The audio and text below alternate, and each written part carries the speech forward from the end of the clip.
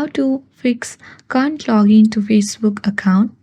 So this problem usually occurs when you try login to Facebook several times or due to several security reasons. So in order to fix this problem, you need to open any browser.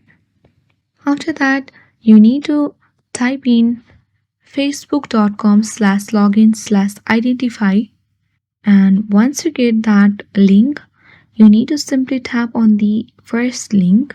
Here you need to enter your phone number. Remember that this way only works if you remember your number or the email address.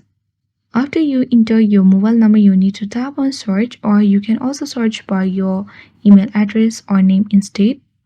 Now in this page, you need to select the account, and after that, you need to select a way to log in and tap on continue.